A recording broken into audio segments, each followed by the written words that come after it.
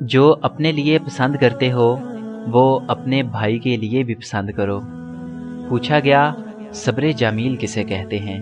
جواب آیا جب تم آزمائے جا رہے ہو اور تمہارے لب پہ ہو شکر الحمدللہ۔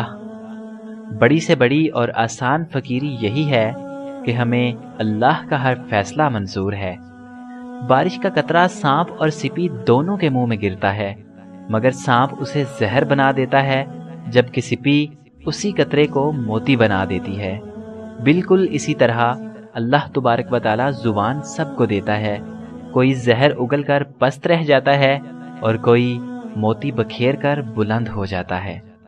انسان کو کبھی بھی اپنی اوقات نہیں بھولنی چاہیے، کیونکہ معمولی سے خاص بننے میں لامحدود عرصہ لگتا ہے، مگر خاص کو معمولی بننے میں مختصر مدت ہی درکار ہوتی ہے۔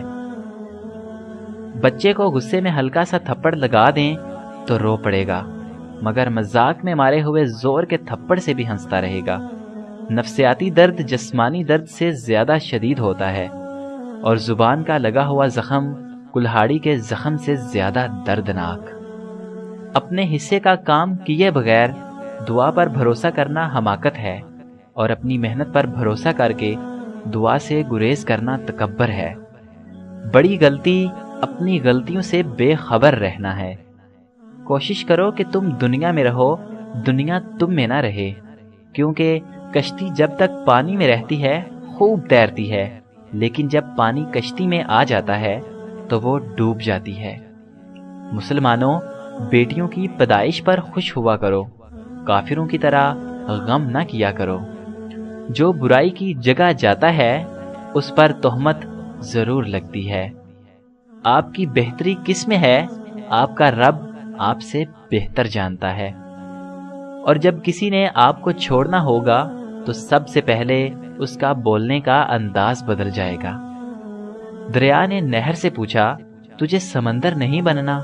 نہر نے پیار سے کہا بڑا بن کے کھارا ہو جانے سے بہتر ہے چھوٹا رہ کے میٹھا رہا جائے۔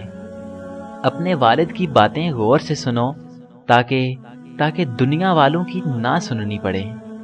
جسم سے میل صاف کر لیتے ہیں لیکن دلوں سے نفرتیں صاف نہیں کرتے لوگ۔ نماز پڑھو اس سے پہلے کہ آپ کی نماز پڑھی جائے۔ آدمی جب ماں باپ کے لیے دعا چھوڑ دیتا ہے تو اس کا رزق تنگ ہو جاتا ہے۔ ایک سمجھدار شخص دوسرے ناسمجھ کو جانتا ہے، کیونکہ ایک زمانے میں وہ بھی ناسمجھ تھا، لیکن ایک ناسمجھ دوسرے سمجھدار کو نہیں جانتا، کیونکہ وہ کبھی بھی سمجھدار نہیں رہا۔ بازار میں ہر چیز مل جاتی ہے، لیکن ماں اور ماں کا پیار نہیں ملتا۔ سگریٹ ترک کر دینے سے آپ کے ساتھ ساتھ آپ کے بچے اور اطراف کے لوگ بھی محفوظ رہیں گے۔ خاموشی غصے کا بہترین علاج ہے۔ سب سے نقصان دہ گوشت وہ ہے جو اپنے بھائی کی غیبت کر کے کھایا جائے۔ ماں کے پاؤں تلے جنت ہے، لیکن یاد رکھو باپ کی ناراضگی تمہیں جہنم میں نہ پہنچا دے۔ میں نے ایک چیز پر غور کر کے دیکھا ہے، میرے رب نے مجھے کبھی میری ہمت اور برداشت سے زیادہ نہیں آزمایا، لیکن انسانوں نے ہمیشہ مجھے وہاں سے آزمانا شروع کیا جہاں میری ہمت اور برداشت کی حد ہوتی ہے۔ آج کل تو رشتہ دار ان لکڑیوں کی مانند ہو چکے ہیں جو دور ہوں تو دھواں دیتے ہیں اور اکٹھے ہو جائیں تو آگ لگا دیتے ہیں۔